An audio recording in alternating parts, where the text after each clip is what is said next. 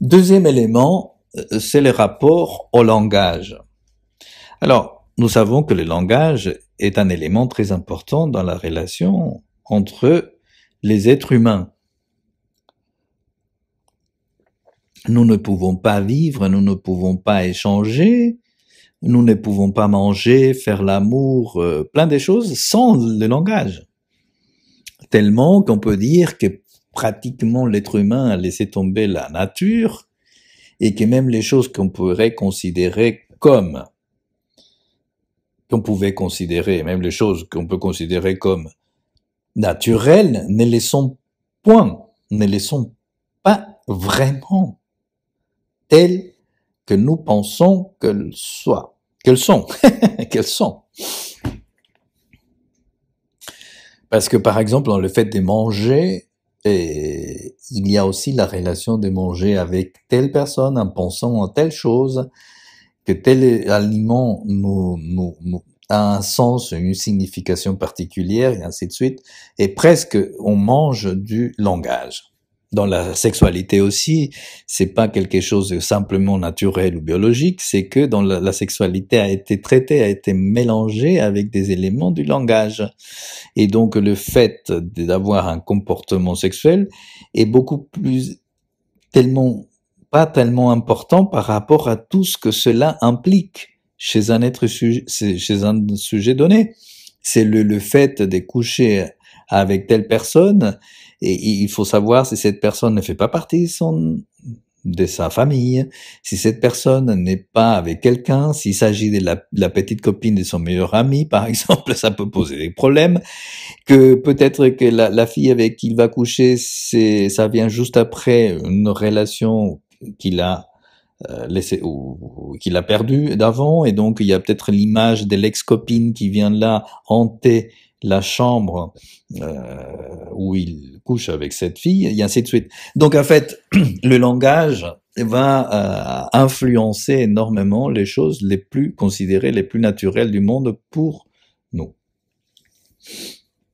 Donc, le rapport au langage est le suivant dans les cas de la psychose maniaco-dépressive. C'est que normalement, nous avons des échanges et nous passons par les langages. Mais imaginons que les langages deviennent un peu trop lourds, que le langage devienne tellement non seulement un moyen pour communiquer, mais que ça devienne presque déjà un interlocuteur, un interlocuteur tiers, en plus de notre interlocuteur en face de nous. Tellement qu'à la fin, ce langage-là, cet interlocuteur langage, peut venir se substituer lourdement à notre interlocuteur réel. Et tellement qu'on peut avoir d'abord une relation avec le langage que l'autre exprime. Alors imaginons qu'au lieu d'être en communication avec notre interlocuteur, nous sommes en communication avec les mots qu'il exprime. Au point qu'à la fin, on peut ne plus faire attention à notre interlocuteur sujet réel humain, mais on se rapporte avec les mots que notre interlocuteur sujet réel humain exprime. Et à ce moment-là, on prend ce langage-là, on laisse à la limite tomber le sujet, l'interlocuteur sujet réel humain, et on se rapporte tout simplement avec les signifiants qu'on a prélevés dans son discours. Et qui viennent après dominer, manipuler, hanter, traiter, influencer énormément notre pensée, nos actes, etc. Alors, imaginons maintenant que depuis la naissance, que lors de la naissance d'un sujet, et pour des raisons X, les parents ou la maman, par exemple, aient traité l'enfant au lieu de les traiter bien, et traiter l'enfant de façon très méchante ou très indifférente à la limite. Il y a deux possibilités. L'une, c'est très méchant. Alors imaginons si qu'une maman, au lieu de considérer son enfant beau, d'aimer son enfant, imaginons que elle le déteste, qu'elle le haïsse. Ça peut arriver, bon. Et qu'elle insulte son enfant. Imaginons ça. Et qu'elle traite très mal déjà, pas simplement de donner des coups, mais de l'insulter, de lui parler de façon très méchante, avec le ton très méchant, de façon très péjorative, et de le considérer comme un monstre, comme un fantôme, comme un diable, comme un démon, comme la pire chose du monde, comme un déchet. Imaginons ça. Et à ces moments-là, l'enfant, il va pouvoir prélever ces signifiants-là et qui veut venir peupler sa conception du monde. Une autre possibilité, c'est celle où elle est indifférente. Mais si elle est indifférente, elle ne va pas véhiculer autant de signifiants. Donc en fait, imaginons autre chose. Imaginons que au lieu d'insulter son enfant, de le traiter comme ça, la mère, ou le père, ou les deux, ils vont se traiter eux-mêmes. Ou la mère va se traiter elle-même avec ces mots-là. Elle va s'insulter elle-même. Elle va considérer, parce qu'elle est très atteinte mentalement, psychiquement, elle va se considérer comme la pire chose du monde, comme un déchet, etc., etc. Donc, l'enfant, il n'est pas insulté lui-même, c'est la maman qui s'insulte elle-même. Elle s'auto-reproche des choses. Elle est dans un délire d'indignité, dans un délire de ruine, dans un délire de culpabilité, dans des situations comme ça où elle rentre dans des choses très négatives, nihilistes, dans des idées suicidaires, etc. Alors, et qu'elle exprime tout ça, et qu'elle dit qu'elle est promise à la mort, que la vie ne sert à rien, qu'elle ne vaut rien, etc., qu'elle est indigne, etc., etc. Donc, le petit enfant va petit à petit prélever ces signifiants du discours maternel sur elle-même et les acquérir et les utiliser comme des éléments de l'ego pour construire, pour peupler son monde. Et il peut se les appliquer à lui-même un peu plus tard. Bon, ça c'est une relation au langage que nous pouvons visualiser, non seulement dans les états mélancoliques plus tard, lorsque cet enfant sera adulte, mais aussi, surtout, dans son rapport au monde qui serait maniaque, où le sujet maniaque a une relation non pas avec les gens, mais relation avec le langage. Avec un langage répétitif, avec un langage par consonance, avec un langage où il y a des associations des mots, par sens, par signification ou par relation acoustique et phonique. Donc, et souvent, c'est une relation qui est mortifère, qui est morbide, où il n'y a pas de vie. Ça, c'est une possibilité. Maintenant, prenons le troisième élément, que le rapport à l'affect, à l'émotion.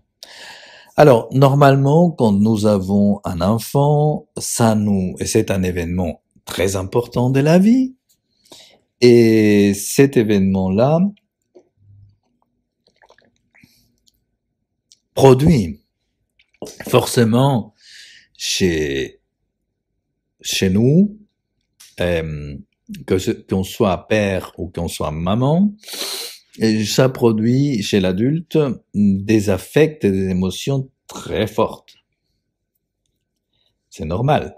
Bon, la personne qui n'éprouve pas ça, elle a quelque part un grand problème, une grande inhibition due à quelque chose dans son histoire. Mais ces sentiments, ces affects, ces émotions qui sont produites, qui sont positives, et peuvent manquer à l'appel dans certains cas. Oui, à ces moments-là, il y a comme une sorte de froideur, d'indifférence, hein, qu'on peut voir dans certaines mamans qui sont un peu comme des mamans congélateurs, quoi. Et l'enfant, pour elle, n'éprouve pas, n'a pas de consistance, n'a pas de consistance émotionnelle, n'a pas de consistance affective. Elle ne l'insulte pas, elle ne maltraite pas l'enfant, simplement elles sont complètement indifférentes vis-à-vis de cet enfant.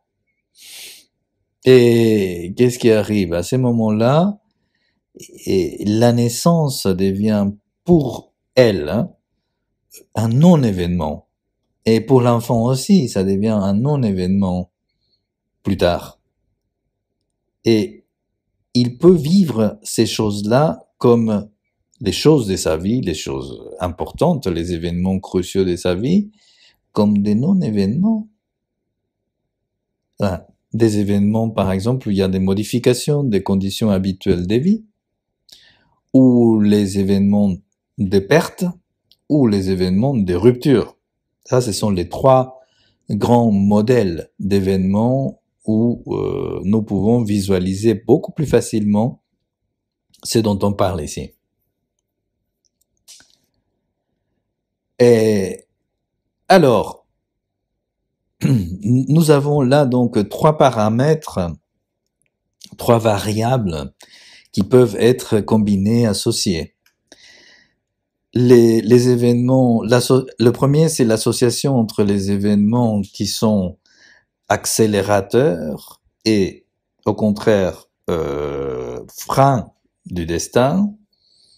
Et le deuxième, c'est le rapport au langage, quand le langage prend beaucoup plus d'importance que la relation entre deux personnes, au point où le langage vient presque se substituer à la vie qui circule entre nous. 3, lorsque l'absence d'affect devient le moteur d'un affect, justement. On a l'affect, on vient à créer l'affect du manque d'affect. On vient à créer un affect négativé, un affect angoissant, un affect mélancolisé. Voilà. Pour nous, c'est-à-dire pour moi je dirais que la maladie psychique, la perturbation, je sais pas comment l'appeler exactement, la déstructuration, le déséquilibre, la perturbation psychique maniaco-dépressive part de ces trois éléments-là, de la combinaison de ces trois éléments-là. Les dualismes entre des événements historiques qui sont complètement non pas contradictoires, mais qui font une association malsaine, dans des événements qui sont dans une association malsaine et très négative pour les sujets, et qui produisent une discontinuité négative dans sa vie. 2, la relation au langage, quand le langage devient beaucoup plus important que la relation vivante entre deux personnes. Et 3, l'affect du manque d'affect. Voilà. Ces trois choses-là vont venir constituer ce que nous considérons comme étant la psychose maniaco-dépressive.